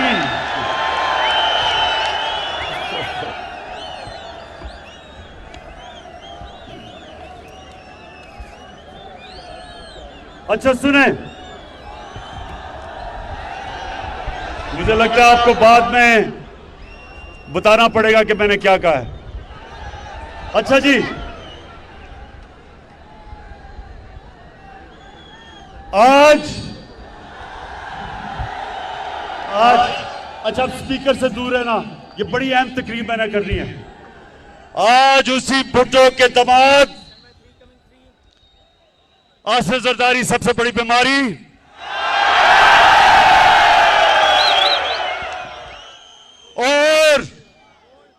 और उसका नवासा कम पे टांग रही हैं। दोनों कुर्सी की लालच में अपने नाना की कुर्बानी को बुलाकर इसके कातलों के साथ बैठे हुए हैं और उनकी वकालत कर रहे हैं। यानी शर्म नहीं आती कि सियासत तो करनी है नाना के ऊपर, और जिन लोगों ने उसको फांसी दिलवाई थी अपनी कुर्सी की खातिर उनके साथ घुसे हुए हैं दोनों अंदर। शर्म करो, शर्म करो।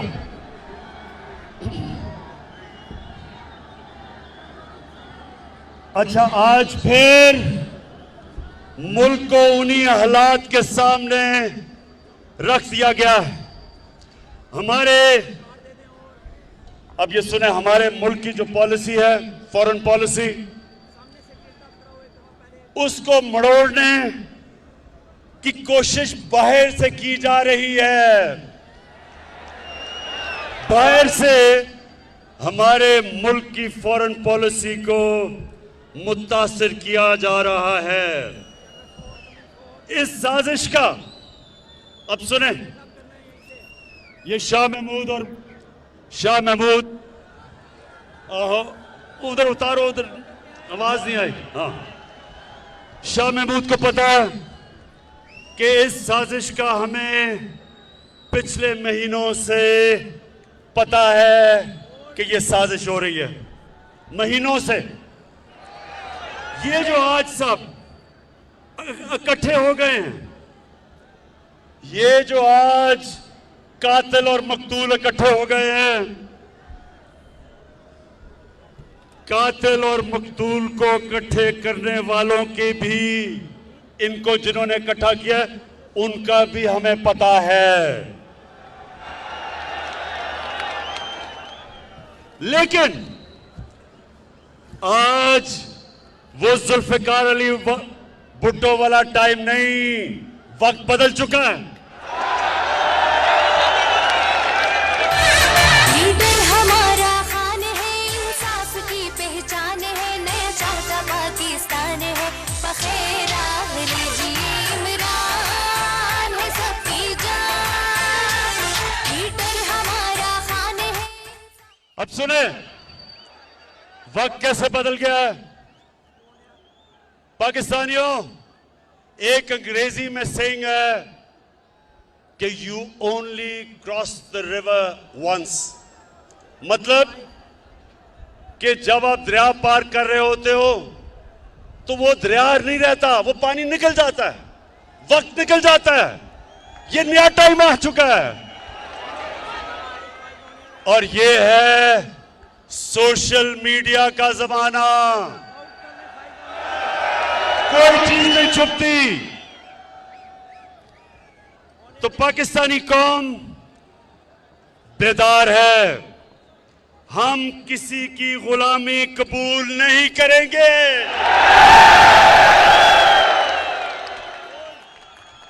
हम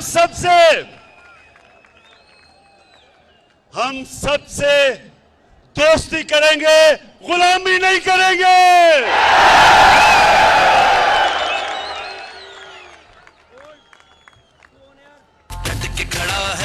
इमरान ठीक करेगा सब कप्तान, नया बनेगा पाकिस्तान, नया बनेगा पाकिस्तान, नया बनेगा पाकिस्तान, डट के खड़ा है अब इमरान, नया बनेगा पाकिस्तान, डट के खड़ा है अब इमरान। हमारे अब ये सुने, हमारे मुल्क में बाहर से पैसे की मदद से हुकूमत तब्दील करने की कोशिश की जा रही है। पैसा बाहर से,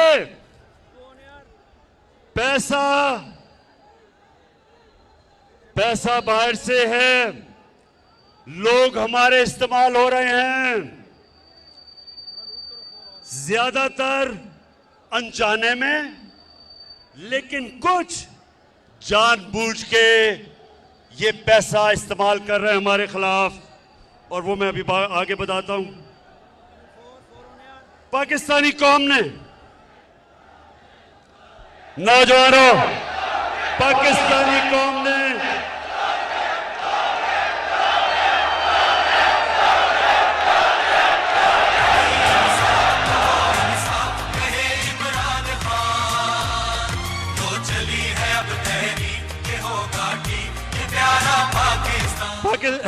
पाकिस्तानी कौम ने यह फैसला करना है कि वो बाहर के अरबों रुपए लेके हुकूमत के खिलाफ साजिश करने वाले गुलामों को कामयाब होने देंगे। मैं यही इसलिए आपको आज बुलाया था मेरे पाकिस्तानियों, मैंने आपको बुलाया इसलिए था जो जो एक डेमोक्रेट होता है वो अवाम के पास जाता है, वो किसी के पास झुकता नहीं, हाथ नहीं फैलाता, अपनी अवाम के पास जाता है।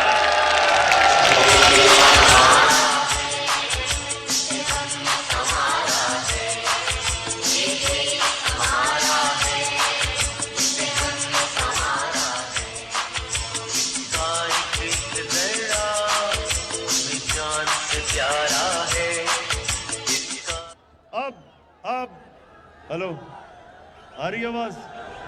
फिर कुछ सबसे इंपॉर्टेंट बात करने लगा हूं, आवाज आनी चाहिए।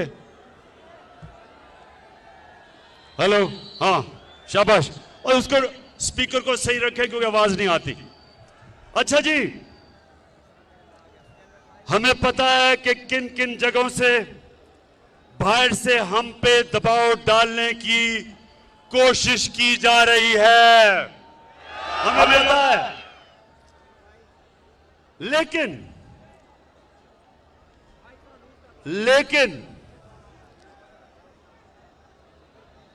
हमारे मुल्क की मफाद में लिखकर हम कह रहे हैं कि हमारे मुल्क की मफाद में, लेकिन लिख के हमें धमकी दी गई है। शाह महमूद ने अभी आपसे कोई बात की थी, हमें कहा है कि मुल्क की मफाद, हमें धमकी दी गई है। लेकिन पाकिस्तानियों, हम मुल्क की मफाद पर कोई समझौता नहीं करेंगे। मैं आज कौम के सामने पाकिस्तान की आजादी का मुकदमा रख रहा हूं आपके सामने। मैं इल्जामात नहीं लगा रहा, अब ये जरा सुने, मैं इल्जामात नहीं लगा रहा। मेरे पास जो ये खत है, ये सबूत है। ये मेरे पास जो खत है, ये सबूत है। और मैं आज ये सबके सामने कहना चाहता हूं कि कोई भी शक कर रहा है ना इस मेरे खत के ऊपर, कोई भी शक कर रहा है, मैं उनको दावत दूंगा, ऑफ द रिकॉर्ड बात करेंगे। लेकिन मैं आपको खुद देख सकेंगे कि ये मैं किस किस्म की बात कर रहा हूं। अपनी कौम और मीडिया को ये सोचने, हम सबको, हमने ये सोचना है कि हम कब तक ऐसे रहना चाहते हैं। मैं अपनी कौम को भी कह रहा हूं, अपने मीडिया को भी कह रहा हूं कि हम कितनी देर इस तरह गुजारा करेंगे। धमकियां मिल रही हैं।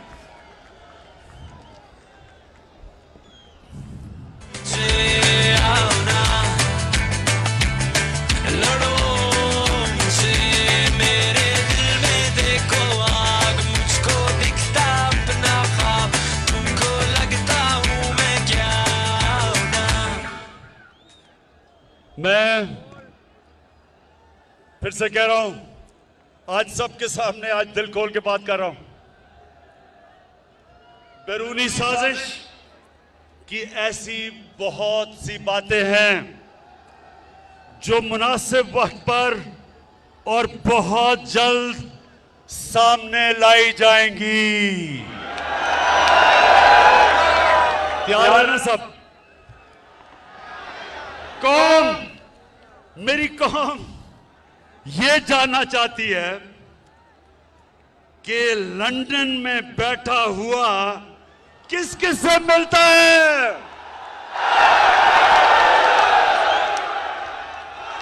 फिर से ये जो गोलमोल गोंगलू किस किस से मिलता है लंदन में बैठा हुआ,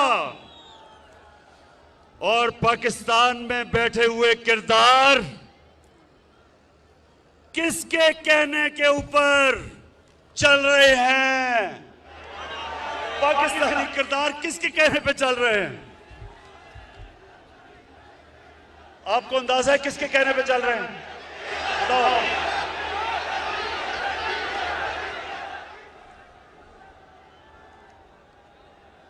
हमारे पास जो सबूत है,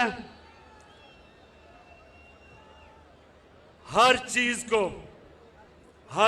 को मैं जाहिर कर रहा हूं। जो हमारे पास सबूत है, मैं ये इसलिए आपके सामने बातें कर रहा हूं, इससे ज्यादा मैं तफसील में इसलिए बात नहीं कर रहा क्योंकि मेरी सबसे बड़ी कोशिश होती है कि मेरे मुल्क के मफादात की हिफाजत की जाए। मैं कोई ऐसी बात ना कर दूं कि मेरे मुल्क को नुकसान पहुंचे।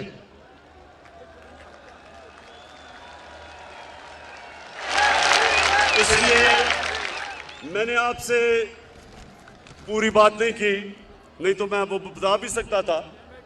मुझे किसका डर है? मैं तो एक पाकिस्तानी हूं, आपके सामने वो इंसान हूं जिसको मेरा अल्लाह सब कुछ दे चुका है। मुझे तो कोई इंसान कुछ नहीं दे सकता। मैं तो जब सियासत में आया था, अल्लाह ने तभी मुझे सब कुछ दे दिया था। मुझे तो किसी चीज की जरूरत नहीं है। अपने घर में रहता हूं, अपने घर के पैसे देता हूं, खर्चा बर्दाश्त करता हूं।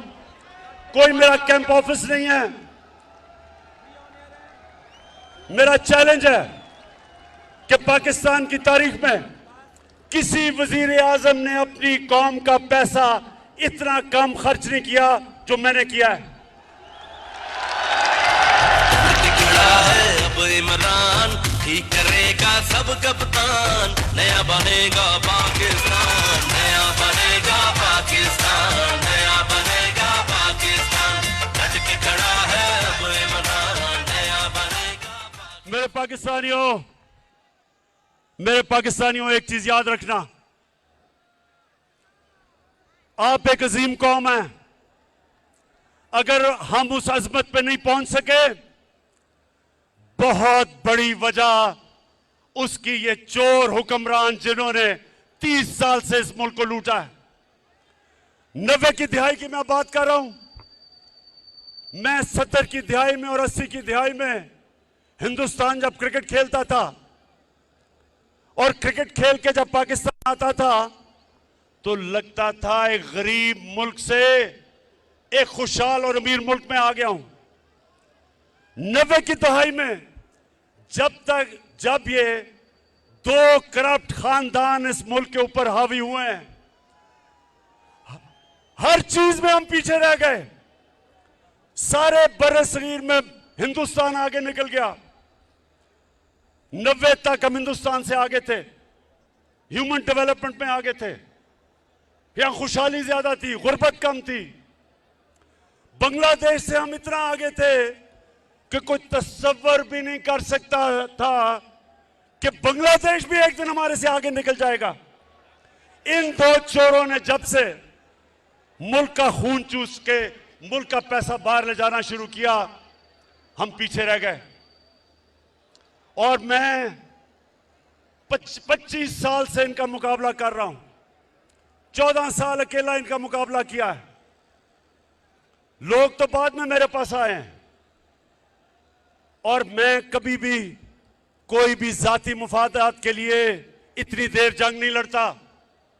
और उस आदमी को जिसको अल्लाह सब कुछ दे चुका था, जितनी देर मैं वजीर आजम बनाऊं, इससे कम अरसे में जब नवाज शरीफ वजीर आजम बना था 18 फैक्ट्रियां बना चुका था।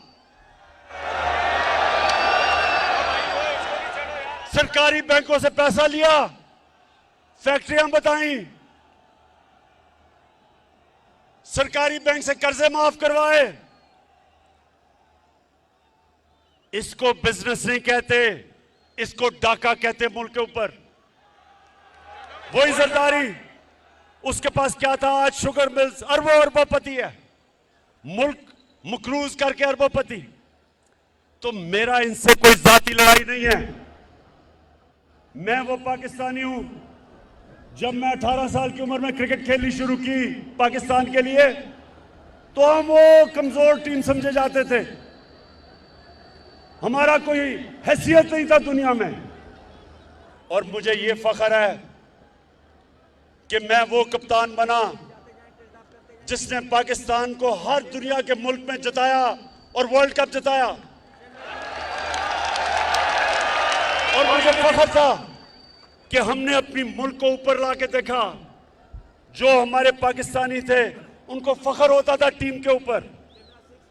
हिंदुस्तान के साथ, पाकिस्तानियों ये सुनो जरा, नौजवानों ये सुनो, 24 मैच में मैं वनडे क्रिकेट में मैं कैप्टन था हिंदुस्तान के साथ। 24 मैच 19 जीता था और वाहिद कैप्टन हूं जो हिंदुस्तान में जाके उनके एम्पायरों के बावजूद वहां से जीत के आया। कहने की ये बात है कि मुझे फख्र होता था कि मैं मुल्क का सर ऊपर करता हूं, मैं अपने मुल्क को लीड करता था। जब हमारी टीम जीतती थी सारे मुल्क में लोगों को फख्र होता था। तो मुझे इसलिए तकलीफ थी कि इस तरह के लोग मुल्क के ऊपर आए, मुल्क को लूटा। और जो जनरल मुशर्रफ ने सबसे ज्यादा जुल्म किया इस कौम पे, मार्शल लॉ से ज्यादा जुल्म किया कि इन 2 डाकुओं को एनआरओ दे दिया, इनके सारी चोरी माफ कर दी, अपने इक्तदार के लिए घुटने टेक दिए इनके सामने। और इन्होंने आके 10 साल में दोनों हाथों से मुल्क को लूटा। 10 साल ये लूटते रहे। और जब मेरी हुकूमत आई, पहले दिन से इन्होंने मेरे पर, पहले दिन से मुझे ब्लैकमेल करना शुरू किया कि इमरान खान अगर तुमने हुकूमत चलानी है तो हमारी चोरी और डाके माफ करने पड़ेंगे, एनआरओ देना पड़ेगा। इनका जुल्म है अपने ही सहना, सोच लिया है चुप नहीं रहना।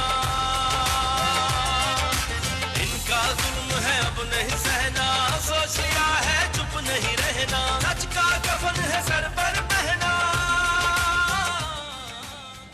अच्छा सुनो, अब सारी कौम, मेरी सारी कौम देखेगी जब वोटिंग होगी,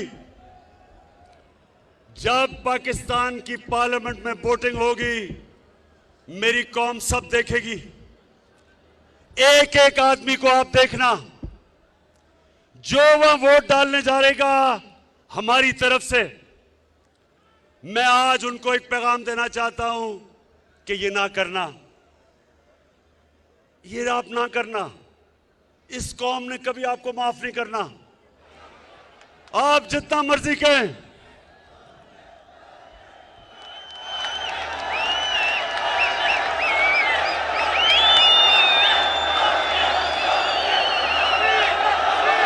आप जितना मर्जी कहेंगे कि जी वो देखे ना हमारे से हुकूमत ने अच्छा नहीं किया, देखें जी उन्होंने मेरे काम नहीं किए, देखें जी वो महंगाई नहीं रोकी गई।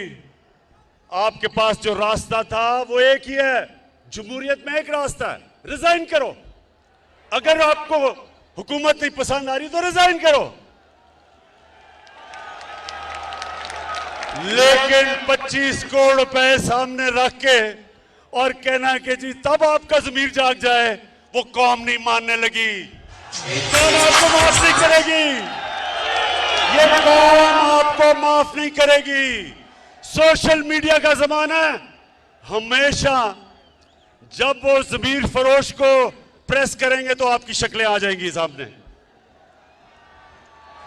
और आज मैं अपने नून लीग और पीपल्स पार्टी के एमएनएस को भी आज पैगाम देना चाहता हूं। मुझे ये बताएं कि आपने तो सारा वक्त कहा था कि नून लीग वालों कि जरदारी का पेट फाड़ के चोरी का पैसा निकालना था आपने। तो जब से वो इकट्ठे हुए हैं, चेरी ब्लॉसम और जरदारी, जब से ये इकट्ठे हुए हैं,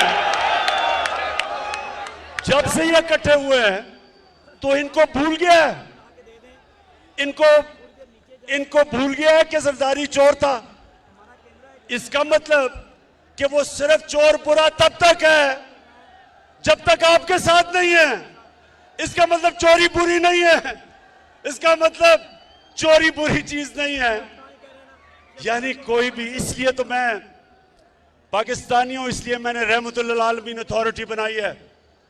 मैं अपने बच्चों को बताना चाहता हूं कि नबी की सीरत क्या है, नबी का पैगाम क्या था, दुनिया का सबसे अजीम इंसान बना, दुनिया का सबसे अजीम लीडर वो बने, उनका रास्ता क्या था। इसलिए हमने रहमतुल्लिल आलमीन अथॉरिटी बनाई है कि पाकिस्तान के बच्चे बच्चे को पता चल जाए, अच्छे बुरे की तमीज उसमें आ जाए, वो हक के ऊपर खड़ा हो, वो बदी के खिलाफ खड़ा हो, वो ये ना कहे कि चोरी सिर्फ बुरी तब है जब मेरी ऑपोजिशन चोरी करती है, वो मेरे साथ मिल जाए तो चोरी ठीक है। और पीपल्स पार्टी वाले आप बताओ, 20 साल आप अपने लोगों को बताया कि नवाज शरीफ और शहबाज शरीफ से बड़े डाकू कोई नहीं, तो आप इकट्ठे हो गए हो। और बिलावल, जो तुम पॉलिटिक्स कर रहे हो नाना के ऊपर, ये तो नाना के कातिल हैं जिनके साथ बैठ गए हो।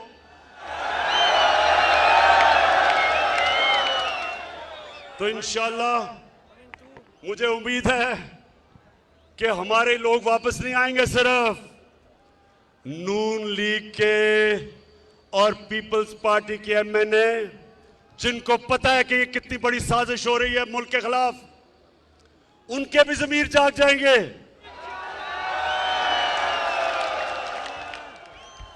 अल्लाह कहता है कुरान में, मैं जब चाहूं किसी को सीधे रास्ते पे लगा सकता हूं, कोई भी सीधे रास्ते पे लग सकता है। तो मैं इन सारे पार्टीज के, नून लीग और पीपल्स पार्टी और फजल रहमान, वैसे फजल रहमान मुझे तुम्हारी समझ नहीं आई,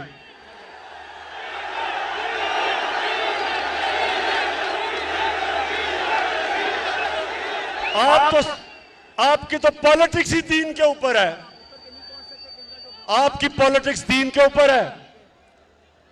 और कौन, अल्लाह किसको, अल्लाह वो किसको सादत बख्शता है कि यूनाइटेड नेशंस में जाके अपने नबी सल्लल्लाहु अलैहि वसल्लम के साथ खड़ा हो और उसकी शान में जो गुस्ताखी होती है, किसको अल्लाह वो इतना बड़ा इनाम बख्शता है कि वो जाके यूनाइटेड नेशंस में इस्लामोफोबिया के खिलाफ रेजोल्यूशन पास करवाता है और 15 मार्च को इस्लामोफोबिया का दिन बनाया जाता है।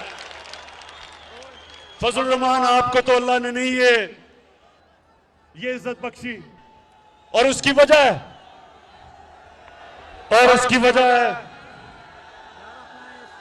स्पीकर, हाँ, उसकी वजह है कि आपकी नीयत अच्छी नहीं है। आप इस्लाम को इस्तेमाल करते हैं जाती मफादात के लिए, इसलिए अल्लाह वो आपको इज्जत नहीं देता। अल्लाह नियतों के राज जानता है, अल्लाह जानता है दिलों के राज। फजल रहमान, जितने मर्जी इस्लाम की बात करो, अल्लाह ने आपको आज तक कभी वो एजाज नहीं दिया कि आपने दुनिया में कुछ भी इस्लाम के लिए किया। मेरी तरह के आदमी को, गुनाहगार आदमी को अल्लाह ने वो एजाज दिया है। मैं अल्लाह तेरा लाख लाख लाख शुक्र अदा करता हूं। अच्छा पाकिस्तानियों, मैं अब अपनी तकरीर खत्म कर रहा हूं, मुझे पता है आप जाना नहीं चाहते, मुझे पता है, लेकिन मैं तकरीर सिर्फ एक चीज पे खत्म करता हूं। आपने सबने मेरे से एक वादा करना है, एक वादा करना है कि आप मेरी कौम कभी